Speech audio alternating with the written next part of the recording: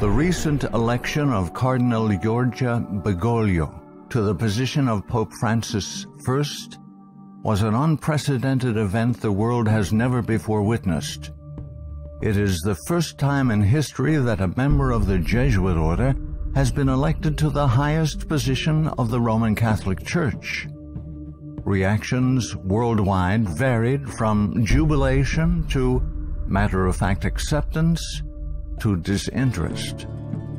These very reactions reveal appalling ignorance of the true nature of the Jesuit order. Widely regarded as a benevolent missionary order, known for its educational institutions, the Jesuit order, as the Society of Jesus is commonly known, has long played an incredibly influential, albeit secretive, role in the destinies of nations, organizations, and individuals. Rulers, presidents, scholars, and even Catholics themselves, who are aware of the evil perpetrated by this powerful, far-reaching order, have left on record grave warnings that all should heed. Following is a compilation of quotes from a variety of sources. Some admit that their own diabolical organizations were modeled on Jesuit principles. Others give warning. A number of those who sought to warn did so at the cost of their lives. World's Last Chance would encourage all to carefully study the following material. Proverbs 1:5 tells us, "A wise man will hear and will increase learning, and a man of understanding shall attain unto wise counsels." Ignatius Loyola, 1491 to 1556, founder of the Society of Jesus and its first superior general. Nor will it contribute a little to our advantage if with caution and secrecy we foment and heighten the animosities that arise among princes and great men, even to such a degree that they may weaken each other. But if there appear any likelihood of reconciliation, then as soon as possible let us endeavor to be the mediators, lest others prevent us. Finally, let all with such artfulness gain the ascendant over princes, noblemen, and the magistrates of every place, that they may be ready at our beck, even to sacrifice their nearest relations and most intimate friends, when we say it is for our interest and advantage. Let proper methods be used to get knowledge of the animosities that arise among great men, that we may have a finger in reconciling their differences. For by this means we shall gradually become acquainted with their friends and secret affairs, and of necessity engage one of the parties in our interests.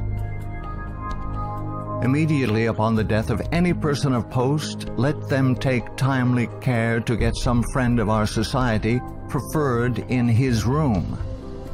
But this must be cloaked with such cunning and management as to avoid giving the least suspicion of our intending to usurp the prince's authority. Putting aside all private judgment, we should always be ready to accept this principle. I will believe that the white I see is black, if the hierarchical church so defines it. Princes and persons of distinction everywhere must, by all means, be so managed that we may have their ear, and that will easily secure their hearts, by which way of proceeding all persons will become our creatures, and no one will dare to give the society the least disquiet or opposition. Finally, the society must endeavor to effect this at least, that having gotten the favor and authority of princes, those who do not love them at least fear them. Paolo Sarpi, 1552 to 1623, a Venetian patriot, scholar, scientist, and church reformer. They are a public plague and the plague of the world. From the Jesuit colleges there never is sent a pupil obedient to his father, devoted to his country, loyal to his prince. Every species of vice finds its patronage in them. There is no perjury, nor sacrilege, nor parricide, nor incest, nor rapine, nor fraud, nor treason, which cannot be masked as meritorious beneath the mantle of their dispensation. Muccio Vitelleschi, 1562 to 1645, 6th Superior General of the Society of Jesus. When sovereigns require a Jesuit's opinion on any subject, the Jesuit in question is to report the matter to his superior, who is to lay it before several Jesuits for discussion. The resolution formed after this consultation is supplied to the Jesuit, who has been consulted by the sovereign. Priest Antoine Arnaud, 1612 to 1694. Do you wish to excite troubles, to provoke revolution, to produce the total ruin of your country? Call in the Jesuits and build magnificent colleges for these hot-headed religionists. Suffer those audacious priests in their dictatorial and dogmatic tone to decide on affairs of state. Michelangelo Tamburini, 1648 to 1730, 14th Superior General of the Society of Jesus. See, sir, from this chamber I govern not only to Paris, but to China, not only to China, but to all the world, without anyone to know how I do it. Pope Clement XIV, 1705 to 1774. Following are Pope Clement XIV's words upon signing the bull of suppression and extinction of the Jesuits. A bull is the strongest legal document a pope can issue. The suppression is accomplished. I do not repent of it, having only resolved on it after examining and weighing everything, and because I thought it necessary for the Church. If it were not done, I would do it now. But this suppression will be my death. Pope Clement XIV knew the Jesuits very well and expected to die at their hands. He was correct. He was poisoned.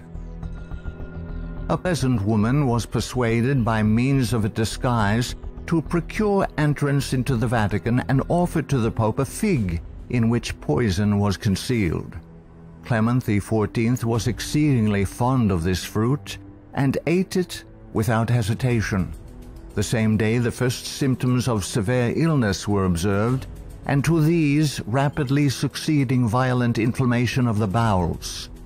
He soon became convinced that he was poisoned and remarked, "Alas, I knew they would poison me, but I did not expect to die in so slow and cruel a manner." His terrible sufferings continued for several months. When he died, the poor victim, said Comenon, of the execrable Jesuits to which the Bishop of Pistoia, Scipio di Ricci, the nephew and heir of Jesuit General Ricci, fully agreed.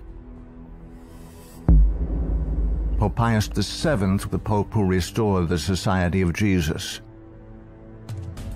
Soon after Pope Pius VII was released from Napoleon's prison in 1814, he quickly restored the Society of Jesus with the papal bull Sollicitudo Omnium Ecclesiarum.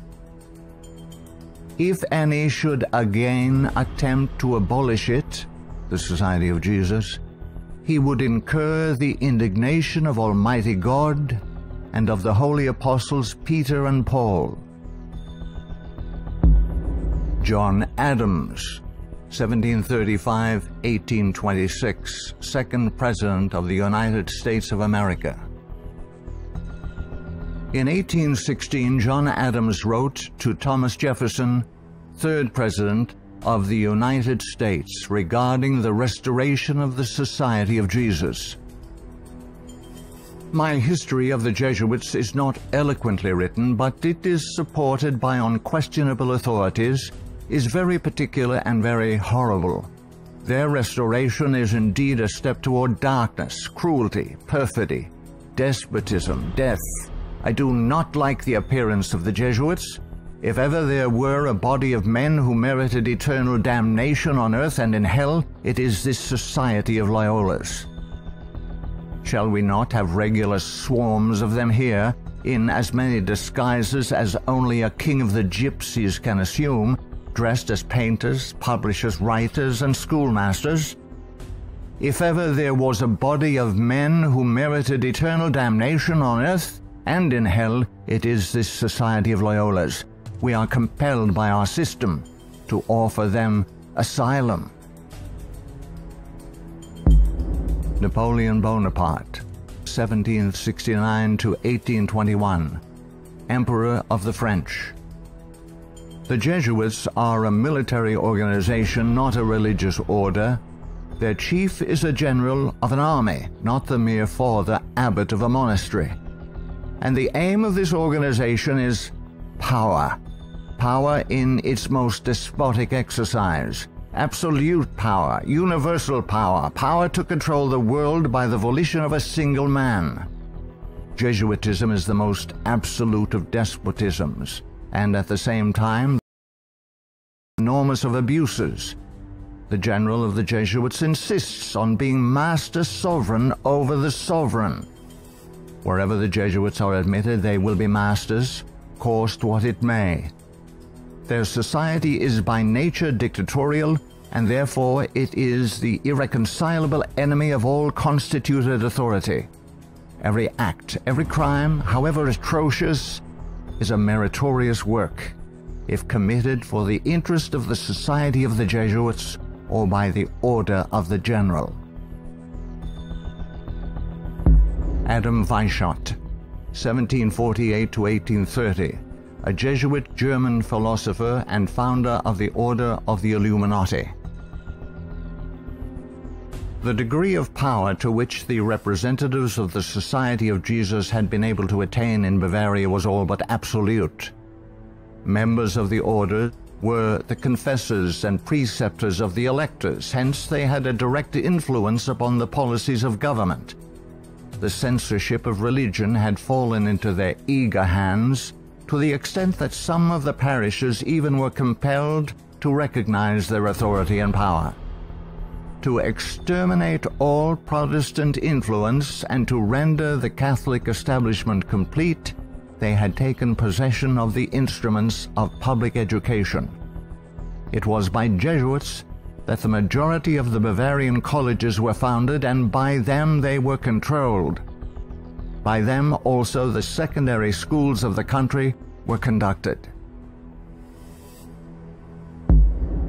The Marquis de Lafayette, 1757–1834, a French statesman and general. It is my opinion that if the liberties of this country, the United States of America, are destroyed, it will be by the subtlety of the Roman Catholic Jesuit priests, for they are the most crafty, dangerous enemies to civil and religious liberty. They have instigated most of the wars of Europe. Friedrich von Hardenberg, 1772 to 1801, German philosopher. Never before in the course of the world's history had such a society, that is, the Jesuit order, appeared. The old Roman Senate itself did not lay schemes for world domination with greater certainty of success. André-Marie Jean-Jacques Dupin, 1783 to 1865, a French statesman. The Jesuits are a naked sword whose hilt is at Rome, but its blade is everywhere, invisible until its stroke is felt. Samuel Morse, 1791 to 1872, American inventor of the telegraph. They are Jesuits.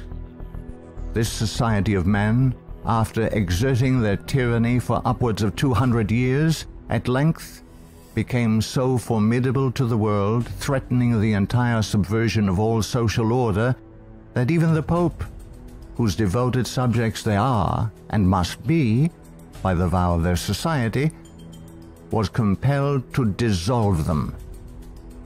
They had not been suppressed, however, for 50 years before the waning influence of popery and despotism required their useful labors to resist the light of democratic liberty, and the Pope, Pius VII, simultaneously with the formation of the Holy Alliance, revived the order of the Jesuits in all their houri. From their vow of unqualified submission to the sovereign pontiff, they have been appropriately called the Pope's bodyguard. And do Americans need to be told what Jesuits are? They are a secret society, a sort of Masonic order, with super-added features of revolting odiousness, and 1,000 times more dangerous. They are not merely priests or of one religious creed. They are merchants and lawyers and editors and men of any profession having no outward badge in this country by which to be recognized. They are about in all your society.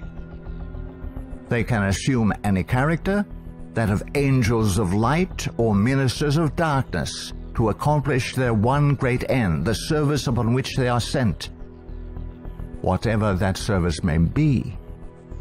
They are all educated men, prepared and sworn to start at any moment and in any direction, and for any service, commanded by the general of their order, bound to no family, community, or country by the ordinary ties which bind men, and sold for life to the cause of the Roman pontiff. And who are these agents?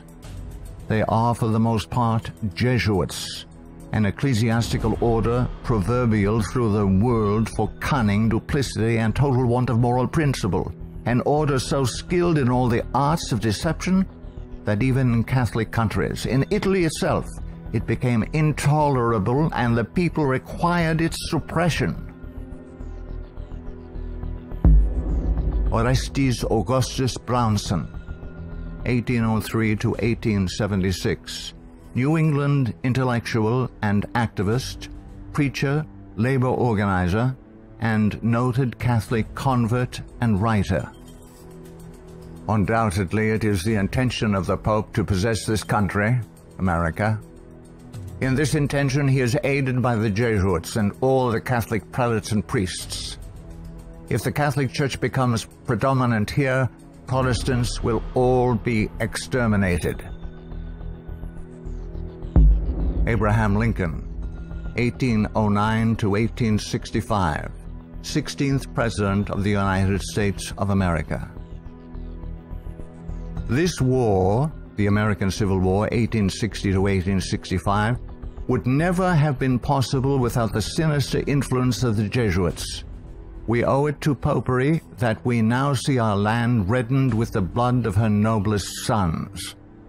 Though there were great differences of opinion between the South and North on the question of slavery, neither Jeff Davis nor any one of the leading men of the Confederacy would have dared to attack the North had they not relied on the promise of the Jesuits, that under the mask of democracy, the money and the arms of the Roman Catholics, even the arms of France, were at their disposal if they would attack us.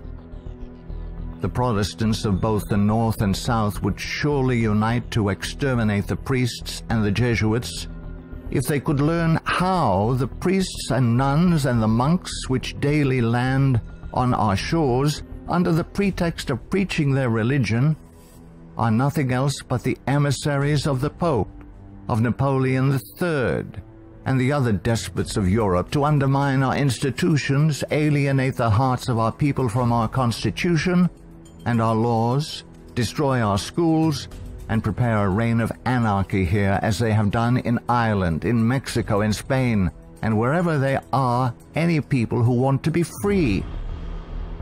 "I am so glad to meet you again," he said. "You'll see that your friends the Jesuits have not yet killed me, but they would have surely done it when I passed through the most devoted city, Baltimore, had I not defeated their plans by passing incognito a few hours before they expected me." New projects of assassination are detected almost every day, accompanied with such savage circumstances that they bring to my memory the massacre of St. Bartholomew and the gunpowder plot. We feel, at their investigation, that they come from the same masters in the art of murder, the Jesuits.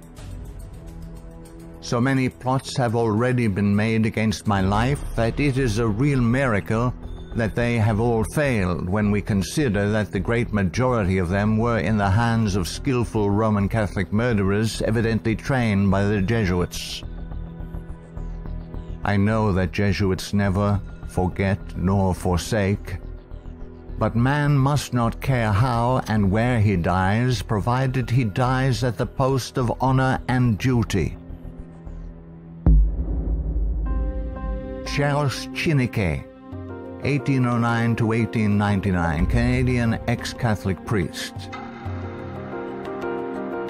From that the Catholic priests with the most admirable ability and success have gathered their Irish legions into the great cities of the United States, and the American people must be very blind indeed if they do not see that if they do nothing to prevent it, the day is very near when the Jesuits will rule their country, from the magnificent White House at Washington to the humblest civil and military department of this vast republic.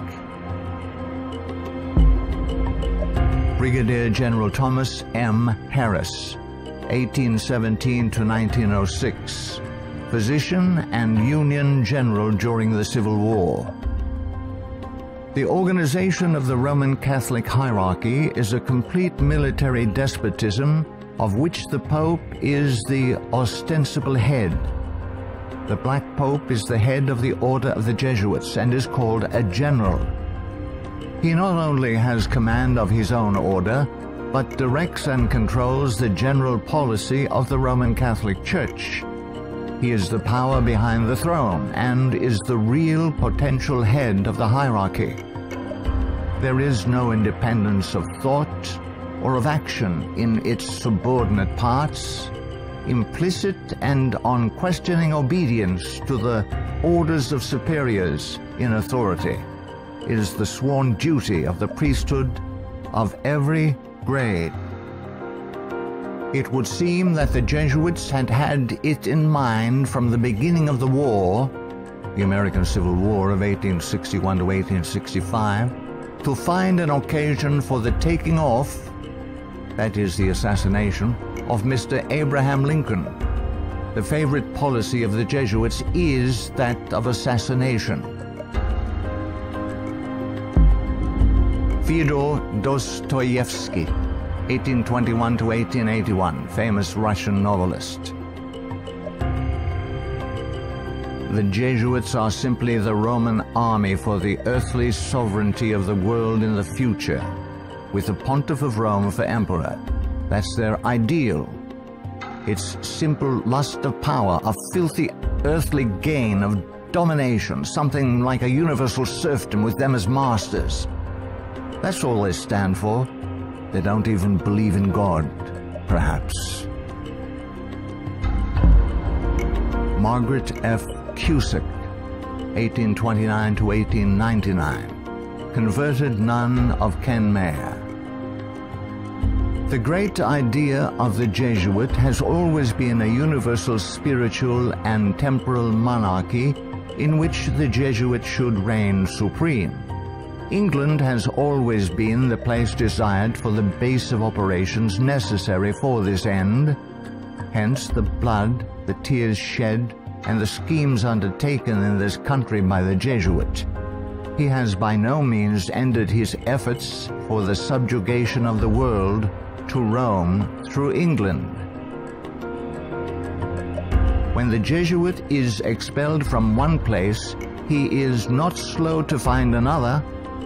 France may reject him, not without cause, but England opens her arms to him. Catholic Italy may deprive him of the glories of his once famous home in the Gesù, but America opens her doors to him. He is the wandering Jew of the Romish Church. He is followed by the execrations of those by whom he was once beloved until they discovered his iniquities. Charles Haddon Spurgeon, 1834 to 1892, British particular Baptist preacher known as the Prince of Preachers. Our ancient enemies have small belief in our common sense if they imagine that we shall ever be able to trust them, after having so often beheld the depths of Jesuitical cunning and duplicity. The sooner we let certain archbishops and cardinals know that we are aware of their designs and will in nothing cooperate with them, the better for us and our country. Of course, we shall be howled at as bigots, but we can afford to smile at that cry when it comes from the church which invented the Inquisition. No peace with Rome is the motto of reason as well as of religion. Richard W. Thompson, 1809 to 1900, Secretary of the Navy, United States of America. The Jesuits are the deadly enemies of civil and religious liberty. The Jesuit general occupies the place of God and must be obeyed, howsoever the peace and welfare of the multitude may be imperiled or the nations be convulsed from center to circumference. The society of Jesuits must obtain the mastery, even if general anarchy shall prevail, or all the world besides be covered with the fragments of a universal wreck. The sovereigns of the Holy Alliance had massed large armies and soon entered into a pledge to devote them to the suppression of all uprisings of the people in favor of free government. And he, Pius VII, desired to devote the Jesuits, supported by his pontifical power, to the accomplishment of that end. He knew how faithfully they would apply themselves to that work, and hence he counseled them in his decree of restoration to strictly observe the useful advices and salutary counsels whereby Loyola had made absolution the cornerstone of the society. Luigi de Sanctis, 19th century ex-official censor of the Inquisition. All these things caused the General of the Jesuits to be feared by the Pope and sovereigns. A sovereign who is not there, the Jesuits' friend, will sooner or later experience their vengeance. At what then do the Jesuits aim? According to them, they only seek the greater glory of God.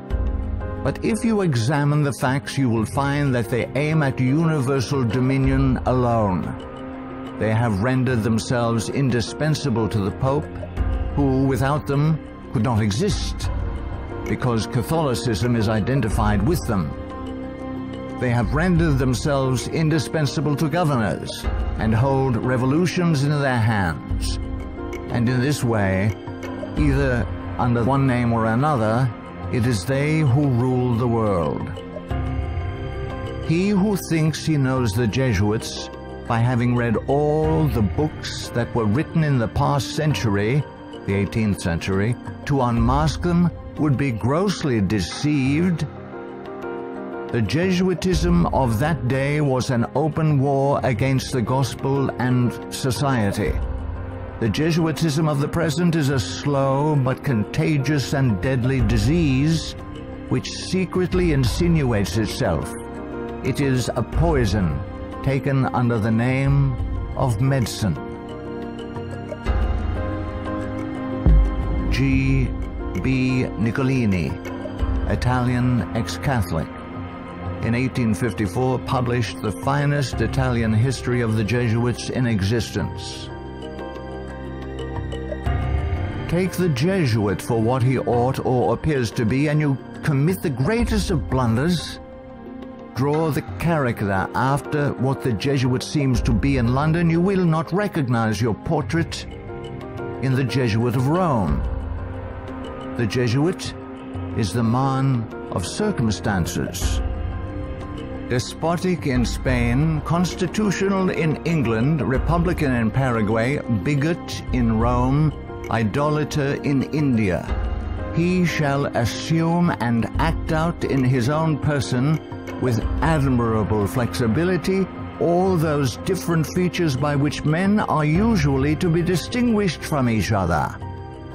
He will accompany the gay women of the world to the theater and will share in the excesses of the debauchee.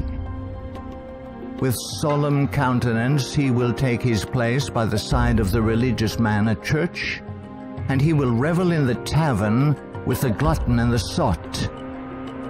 He dresses in all garbs, speaks all languages, knows all customs, is present everywhere, though nowhere recognized, and all this, it should seem, O monstrous blasphemy, for the greater glory of God, ad majorem Dei gloriam.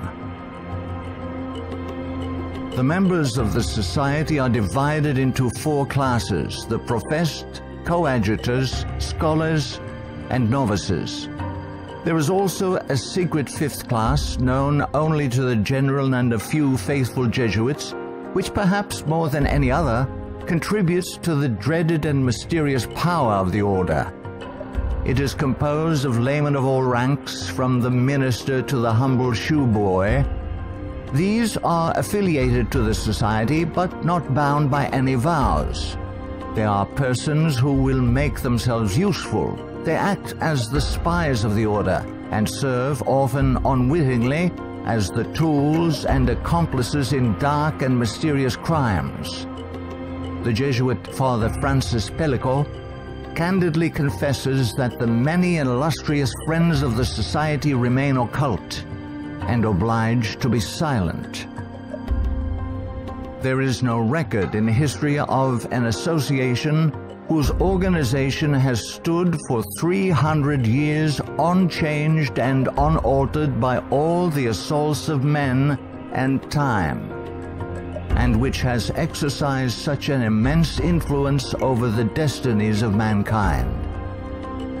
The ends justify the means is his favorite maxim, and as his only end, as we have shown, is the order, at its bidding, the Jesuit is ready to commit any crime whatsoever.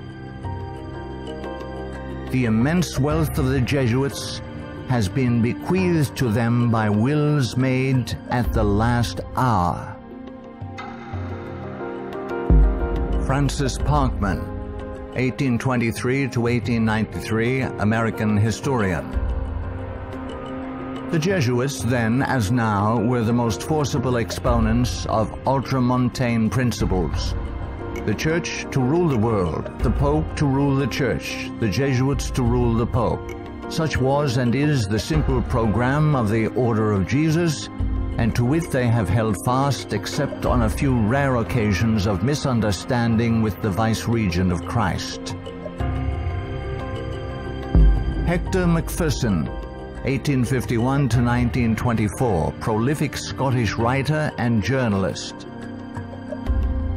So hurtful was the Jesuit order found to be that up to 1860 it was expelled no fewer than 70 times from countries which had suffered from its machinations. In spite of continental warnings, England under Queen Victoria, 1837 to 1901, who opened up communication with the Vatican in 1877 and enabled the order to carry out its Second Irish Massacre, 1845 to 1850, has become a Jesuit dumping ground. Those whom other countries have found from sad experience to be enemies, Britain allows to land on her shores and to carry on, unmolested, their work of iniquity.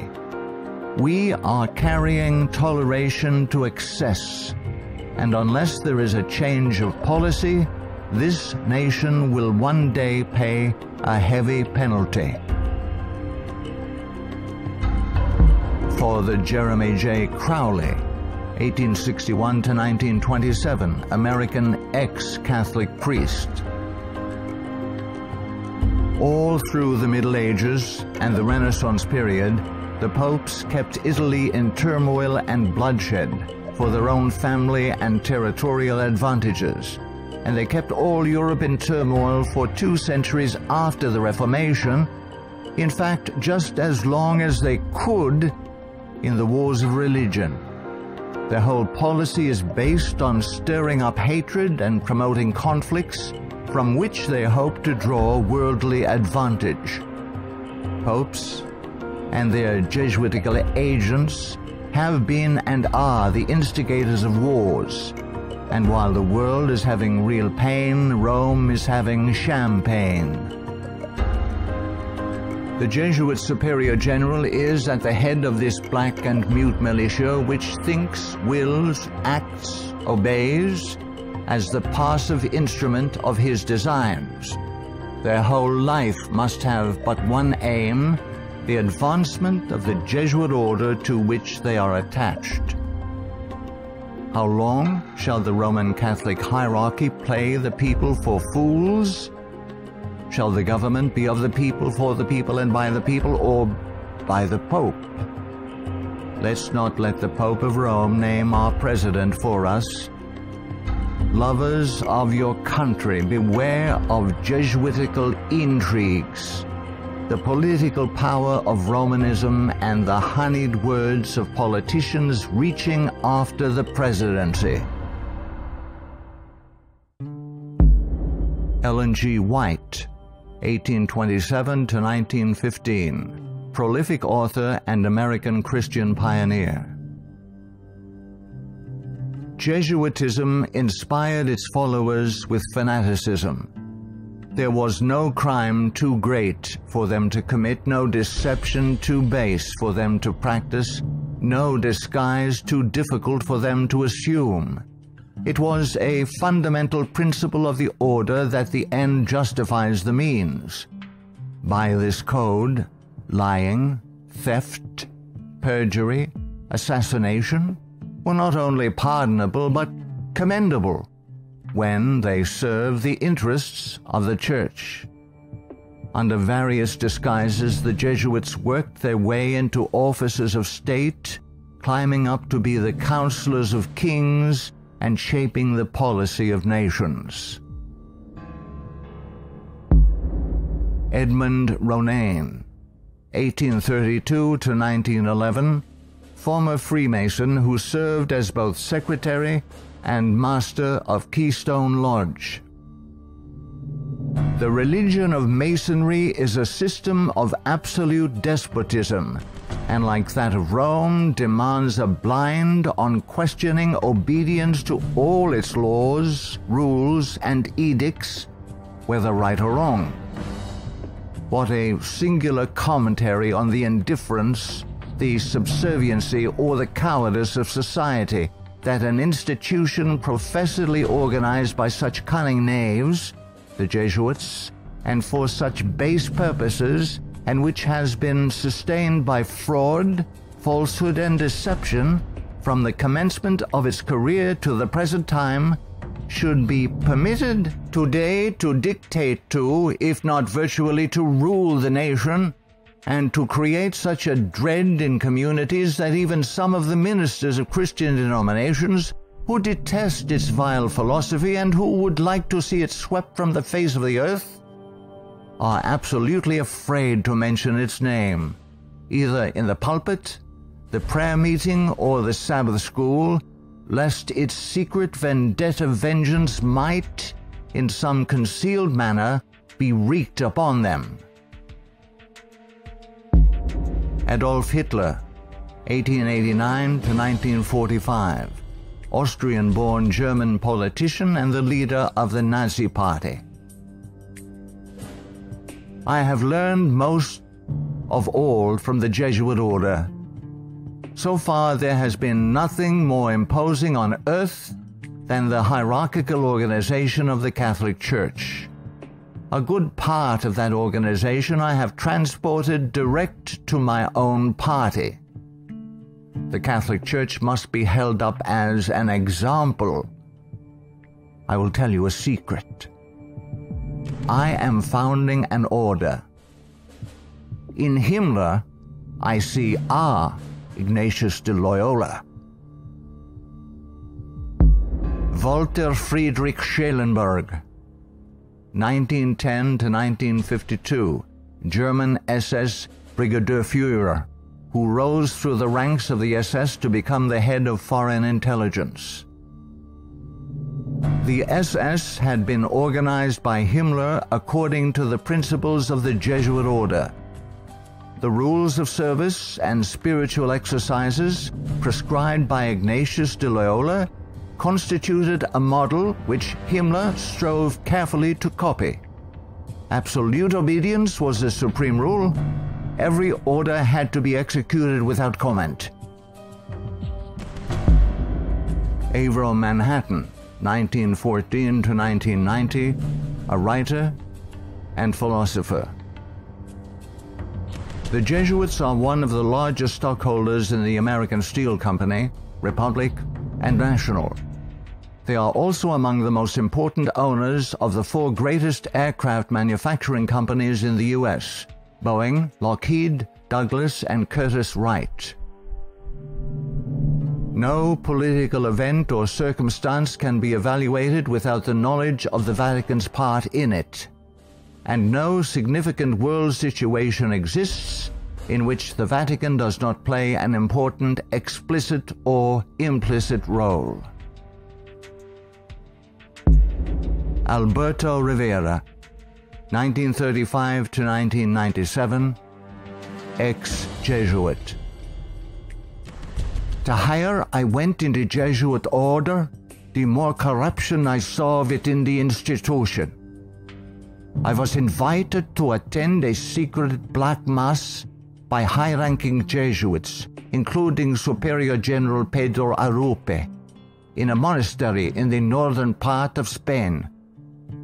When I knelt to kiss the ring of a high official, I saw a symbol on that ring that made my blood run cold. It was a Masonic symbol, the compass and the square.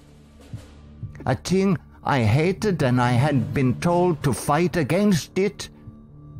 I found out the Jesuit general was also a Mason and a member of the Communist Party in Spain. Frederick Tupper Southey III, 1936 to 2007, American composer, musician, author, and artist.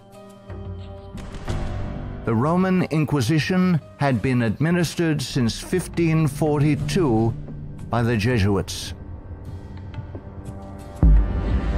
Edmund Paris, 1894 to 1970, author of The Secret History of the Jesuits.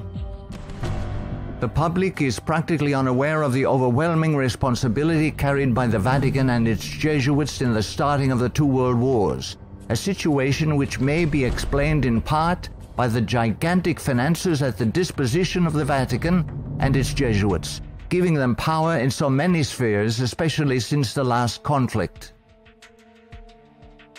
The Jesuits are a secret society, a sort of Masonic order, with super-added features of revolting odiousness and 1,000 times more dangerous. The Führer had come to power thanks to the votes of the Catholic Zentrum, Central Party overseen by Jesuit Ludwig Kass, only 5 years before, 1933. But most of the objectives cynically revealed in Mein Kampf were already realized. This book was written by the Jesuit-controlled Father Bernhard Stempfler and signed by Hitler. For it was the Society of Jesus which perfected the famous Pan-German program as laid out in this book, and the Führer endorsed it. Nino Lobello, 1922 to 1997, American author and journalist, specialized in writing about the Vatican. The Pope's confessor, an ordinary priest, must be a Jesuit. He must visit the Vatican once a week at a fixed time, and he alone may absolve the Pope of his sins. Michael Bunker, American writer, historian, theologian. There is a conspiracy against Christendom, but who are Satan's agents in this conspiracy? The agents are the Jesuits. Even though the Jesuits exude vast influence and control in the areas of theology, education, recorded history, and current media, I am still perplexed that virtually no literature exists exposing the Jesuits' influence on mainline Protestantism. In this work, the author uncovers forgotten history regarding the cooperative salvation theology of the Jesuits. From Cain to Charles G. Finney, this book proves that modern Protestantism has abandoned the doctrines of grace and embraced the satanic doctrines of cooperative salvation. Eric John Phelps, 1953, still living, author and protagonist in the truth-seeking movement in the United States. In the 20th century, the Jesuits have conducted their inquisition under the names of Nazism, fascism, communism, and now Islamic terrorism, with their inquisitors Adolf Hitler, Francisco Franco, Joseph Stalin, and now Osama bin Laden. Today, the Black Pope orders his Holy Office of the Inquisition, renamed in 1965 the Sacred Congregation for the Doctrine of the Faith, through his international intelligence community headed by papal knights, including Skull and Bonesman George W. Bush. To the abhorrent Jesuit doctrine of regicide, the killing of kings, we must now direct our attention that we may understand an established policy calculated to obtain or maintain the mastery of all nations, following well-planned assassinations. In the past, the order's assassins were either Jesuits, like Jacques Clement, or killers easily connected to the influence of the company, men like John Wilkes Booth. Today, these professional terminators are cleverly distanced from their Masonic master, the Black Pope, and given deceptive titles by the Pope's internationally controlled press corps, jurists, and historians. Such titles as anarchists, nihilists, rogue agents within intelligence agencies, or just lone nut assassins. Sometimes these individuals in fact do the killing, consciously and unconsciously, as do the programmed Manchurian candidates, they sacrifice themselves, die in the act, or are punished for their crimes. Created by Loyola in 1534 and sanctioned by Paul III in 1540. In seeking to destroy the Protestant Reformation and restore the Dark Ages with the White Pope, exercising his temporal power as the universal monarch of the world, authored the 25 sessions of the Council of Trent, 1545 to 1563, and established themselves as the confessors and advisors of the monarchs of Europe, promoting absolute monarchical despotisms through which they ignited monstrous wars characterized by pitiless massacres of Protestants and innocents, such as the Dutch Revolution, 1568 to 1648, the 30 Years' War, 1618 to 1648, the Puritan Revolution, 1644 to 1653, the 7 Years, French Indian War, 1754 to 1763. While oppressing and weakening the peoples of the nations and the Semitic Hebrew Jewish race with the Holy Office of the Inquisition, aided by the Knights of Malta and later Scottish Rite Freemasonry from 1540 to 1773, we as God's people in 14th Amendment America have received the Lord Jesus Christ as our personal Savior according to His blessed gospel set forth in His infallible Holy Scriptures.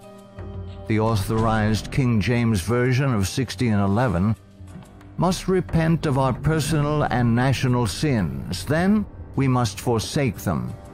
Some of those sins are: 1. Permitting the army of the Black Pope, the company of the Society of Jesus, to exist, mightily prosper, and absolutely control the government of the United States through its Council on Foreign Relations within our borders. 2. Believing the Jesuit-controlled American press, which has continually lied and deceived us throughout the 20th century. 3. Permitting the Jesuits' Federal Reserve banking system and United Nations to exist within our borders, as these two bodies have successfully destroyed popular liberty, liberalism, and the national sovereignty of every nation in the world pursuant to the purposes of the Jesuits' Holy Alliance. 4. Waiving our Fourth and Fifth Amendment rights secured by the declaratory and restrictive clauses of the Bill of Rights at the insistence of the Baptists of Virginia, and so dearly paid for with torrents of blood by our Protestant forefathers, through filing our confessions every April 15th, paying the heavy and progressive communist income tax, thereby financing a multitude of sins. 5. Permitting the drafting, vaccinating, and sending of our sons abroad to fight the Pope's foreign wars, such as the war in Vietnam and the recent wars in Serbia, Iraq, and now Afghanistan, resulting in the further destruction of American liberals and foreign heretics so condemned by the Jesuits' Council of Trent. 6. Permitting the Jesuits in control of the government of the American Empire to use our military and financial might to enthrone dictators around the world whose first allegiance is to Rome, thereby restoring the temporal power of the Jesuits, infallible Pope, returning the world to the Dark Ages. 7. Consenting to the Jesuits' Supreme Court decisions in removing the Protestant Bible and prayer from the bulwark of American liberty so hated by the Jesuits, the public school system. 8.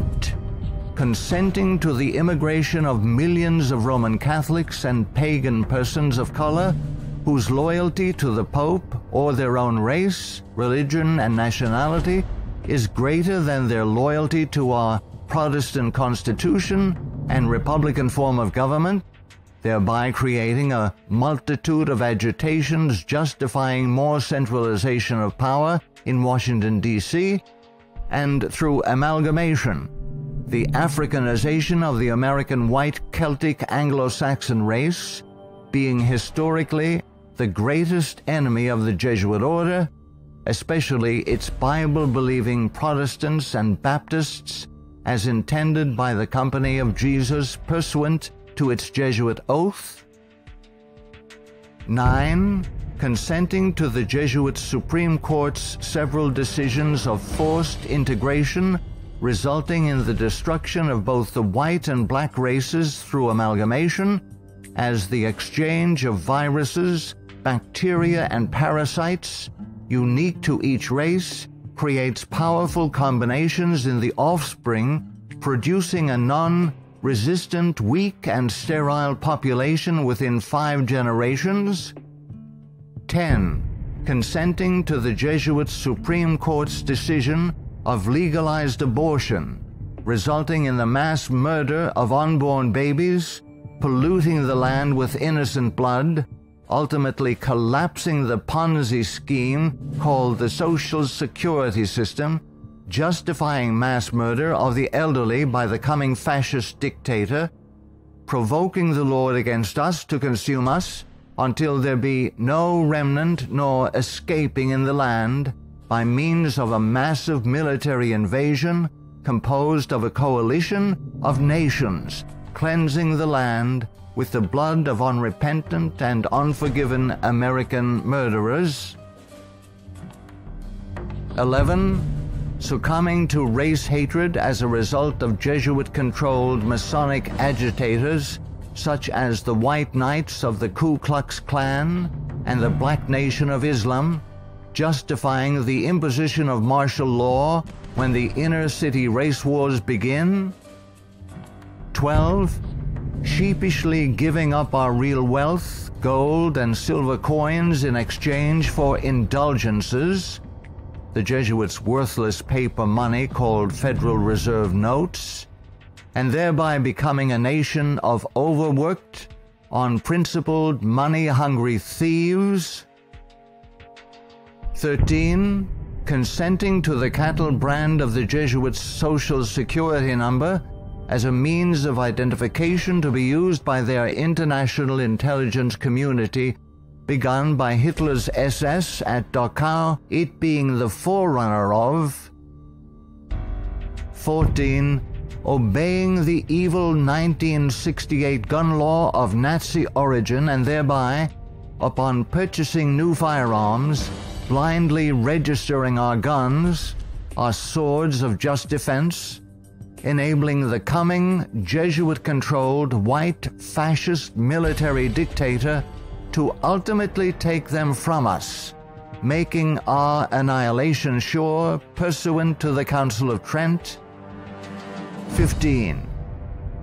Committing a multitude of personal sins, both public and private, ensuring that our annihilation will be a righteous act in the eyes of both the risen Son of God and mortal man.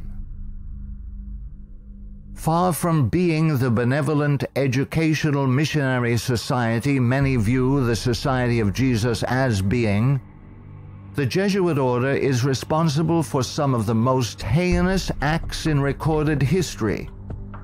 They have battled truth and righteousness, crushed religious liberty, influenced kings, and sought to mold the course of history to carry out their own agenda.